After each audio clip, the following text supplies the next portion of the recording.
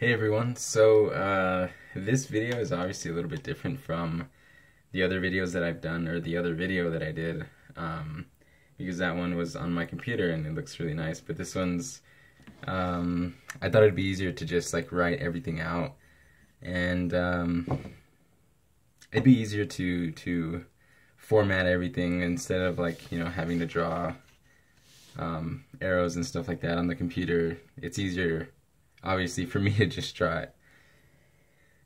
Okay, anyway, I'm gonna go over 4 problems in total in this video. So I'll post below in the description, I'll post what time I'll be talking about each problem, so that way if you feel like you have a pretty good idea about this first problem, the wall or paint thickness, if you feel like you're comfortable with those types of problems and you want to look at something else, then you don't have to like skim through me just talking about everything. So yeah, so I'll put that there, but these are the problems that I'm going to be going over. So the first one is a paint thickness problem, which I've wrote here. The second one is going to deal with dimensional homogeneity, and the third one as well. So we'll have 2 problems there. And then the last problem will be a resultant force magnitudes and their corresponding directions. So we'll look at an example here. I can't speak. It's been a long week, but it's almost over. So so for this first problem,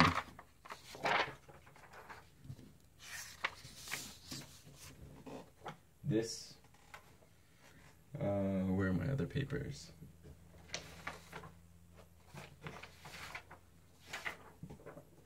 Okay, so this problem, it reads, calculate width of paint thickness on a wall, given that you've used, not 20, 2 gallons of paint, and the wall is 10 feet by 15 feet wide, or 10 feet high, I should have wrote.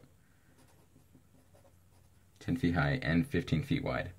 So you're also supposed to give the answer in inches and millimeters. Okay, so first thing in these types of problems is you need to understand the equations involved. So the, let's see, so when I usually do problems like this, what I write is my given, 1, 2, what I'm supposed to find, and 3, my solution. So given,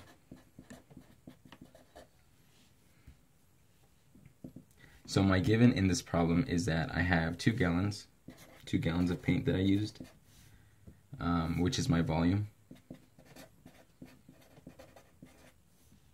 and then I have 2 dimensions, 10 feet high and 15 feet wide. So before, let's see, I'll just write height is equal to 10 feet, and my width, or let's instead call this, let's call it a length. I'll show you why here in a second. So my length is equal 15 feet. Okay, so I have these so far. So I have these given so far. So I need to understand what these values actually mean. So this is a little bit exaggerated, but if you were to draw what the thickness of what this like paint layer look like, exaggerating, it would look something like this.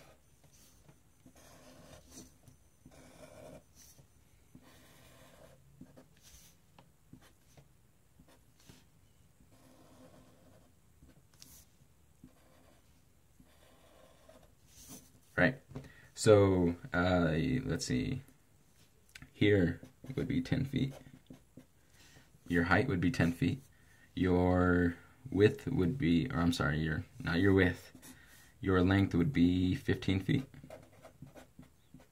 and what you're trying to find is this distance here. this small distance here. So this is what we'll call our width. So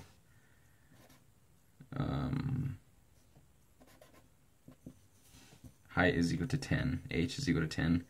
Let's call this 15 feet L, and then we'll call this W.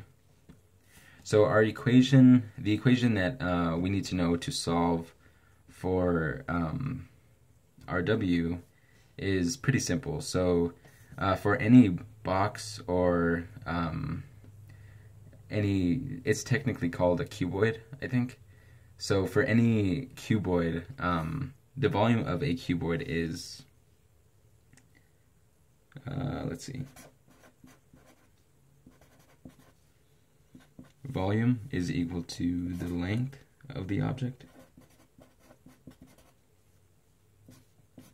times the width times the height.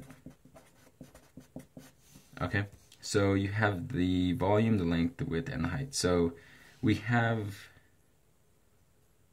the height, we have the length, and we also have the volume. And this is the only thing that we don't have, but it's actually what we're trying to find. So before we go ahead and just like replace this 10 for height in here and replace this length in for here and the volume in for here, we have to have essentially dimensional homogeneity, which means that all these the units on essentially one side of the equation must equal the units on the other side of the equation, and there's other examples which I will talk about later in this video, so, or maybe later in another section of the video, but we'll see. Okay, so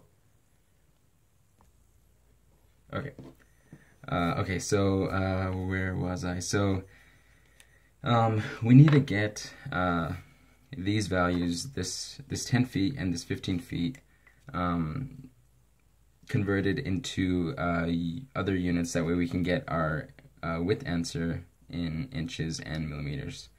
And we also need to convert this 2 gallons into either inches cubed or millimeters cubed or feet cubed, one of those. That way we can get some sense of how to tackle this problem. So let me get another paper because this one's kind of ugly. Okay.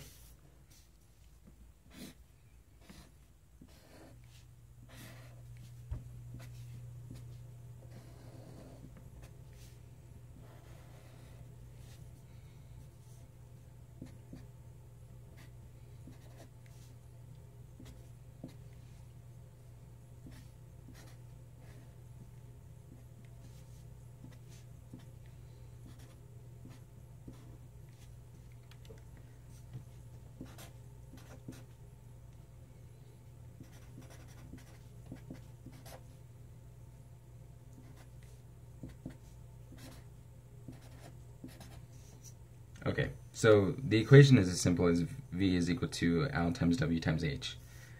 So I'm going to first try and get the answer in inches because that's kind of the easier, problem in my opinion. Okay, so we know our length is given in 15 feet.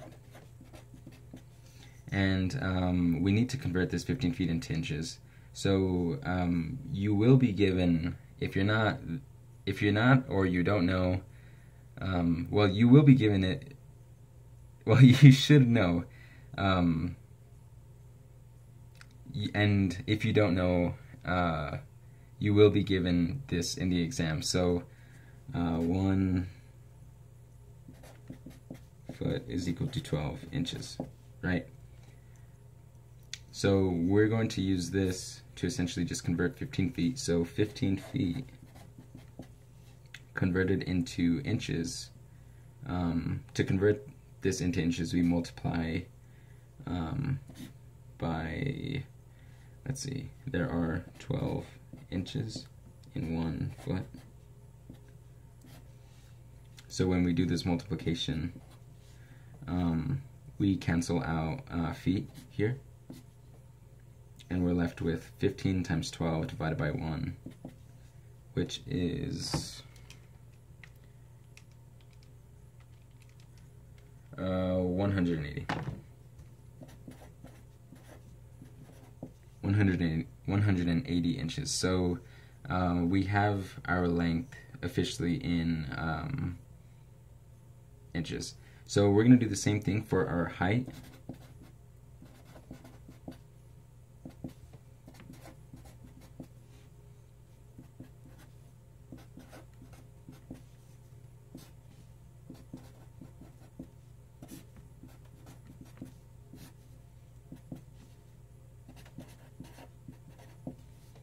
Okay, so now we have that our length is 180 inches, our height is 120 inches, and we still need to convert the our volume that we're given, the 2 gallons that we're given. So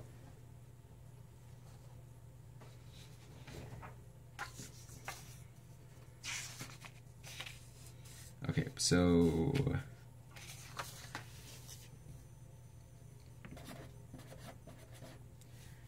So 2 gallons really doesn't, the unit gallons doesn't break down into anything. Cubic inches does, because in case you don't know, a cubic inch is simply an inch times an inch times an inch. But a gallon cannot be expressed in the same way. A gallon is a unit of volume, but it's not, it cannot be broken down just like this, just like inches cubed can, or just like millimeters cubed can. So we need a conversion factor. So we need something that says this number of gallons, hopefully 1, I guess, is equal to another number in inches cubed. So you might not be given that gallons, you might not be given this conversion directly, so you will have to convert maybe multiple times. So I'll go ahead and do that. So let's say you're given that 1 gallon is equal to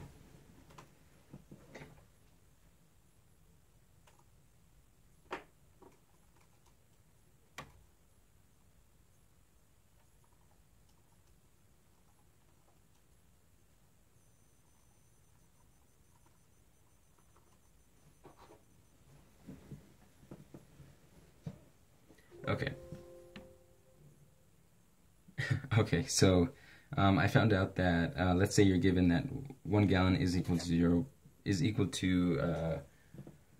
let's see, 0.1336 cubic feet.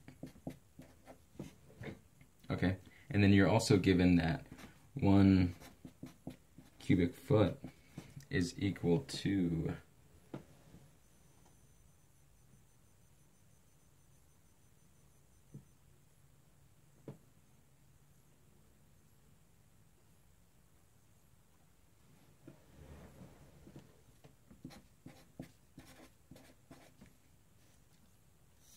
1,728 inches cubed.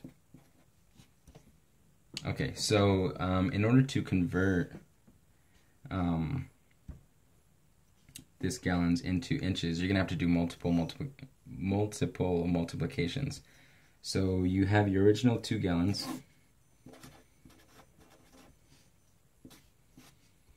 To get rid of this gallons, we are going to use this first.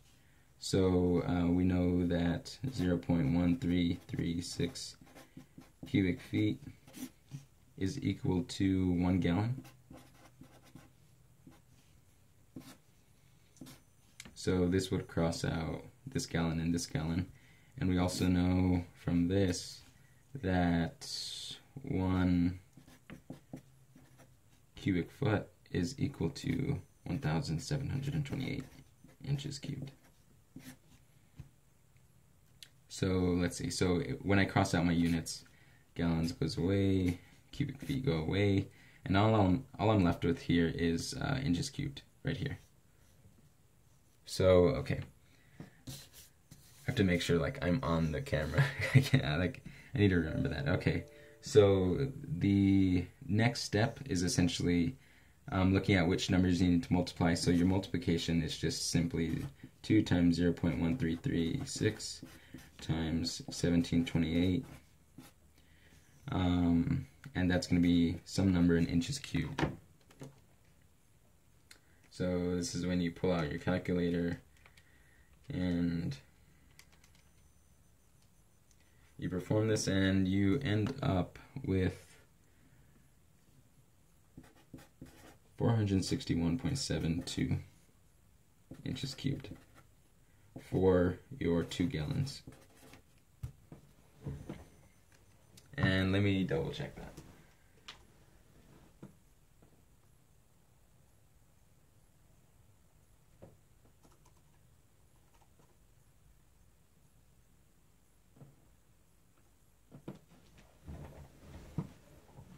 Okay, yeah, and it's correct. So Google has 462 inches cubed. I don't know, I'll probably stick with this number. Okay, so we have our volume. We have our volume in inches cubed. So 461.7 inches cubed. We have our length in inches, which we said was 180 inches. And we have our height in inches as well, which is 120. So this is the end goal here, this right here, because you want these units here the same. Okay, so now when I go back to my original equation,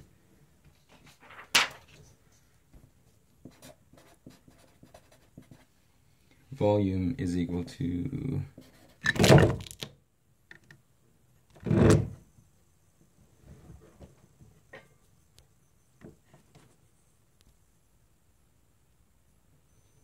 okay, sorry about that. This little apparatus that I have for my phone, it's kind of funny. You guys would laugh, but it just like kind of fell apart. So anyway, so volume, like I said before, is length times width times height.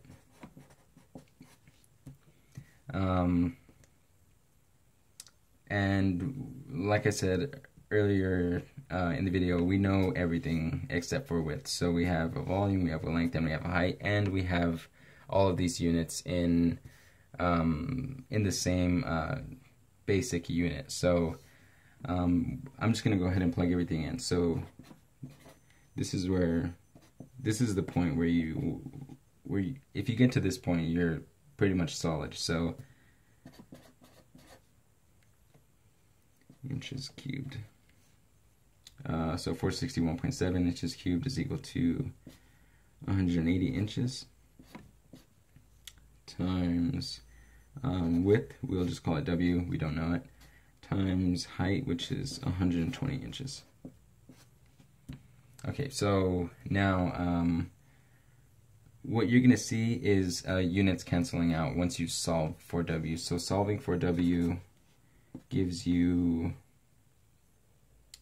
461.7 inches cubed divided by 180 inches multiplied by 120 inches. So I have three inches to the power of 3 here, inches here, and inches here. So two of these inches here will cancel out when I divide by 2 here. So these go away, and 2 of them go away here. So your answer will be in inches. So once you do this multiplication, it's going to end up being let's see, 461.7 divided by 180 times 120, and I get that my width in inches is 0.02137 inches. Or, I mean, why not?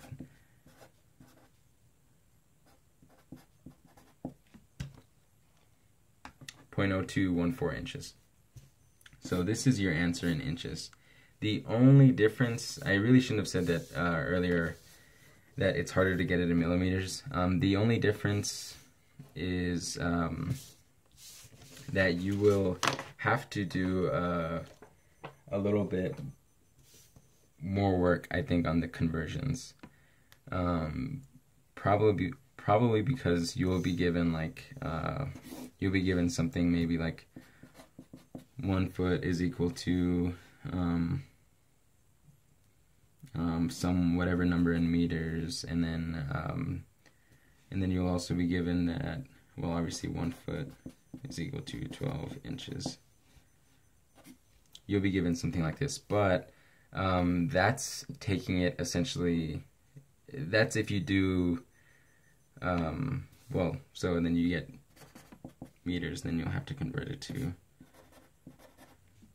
millimeters, but which we know is just 1,000.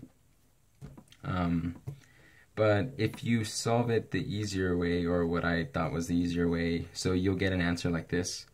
From here, what you can do is you can just take this number here, what you found, and simply, I can't use the back. Simply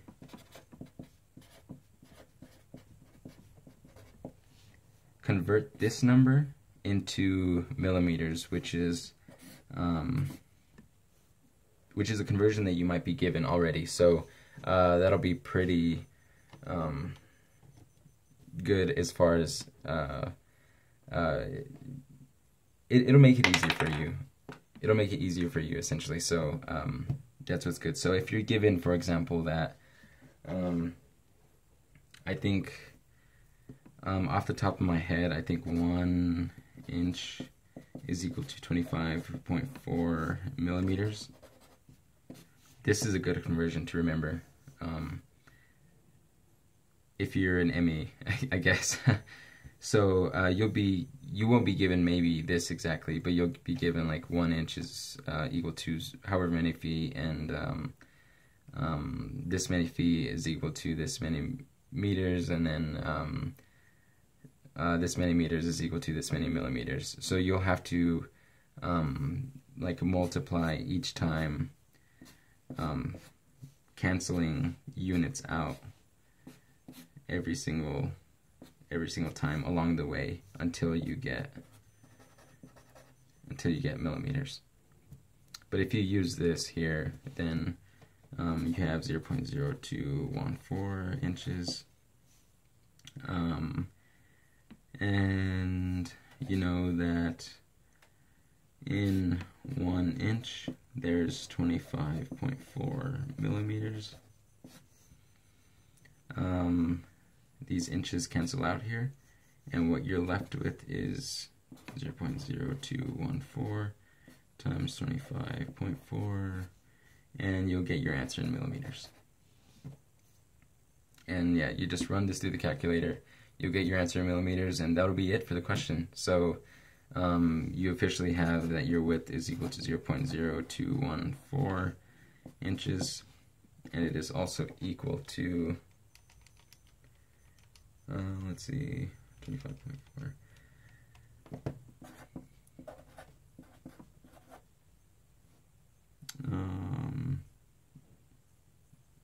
I don't know, let's leave it at that. So your answer is this.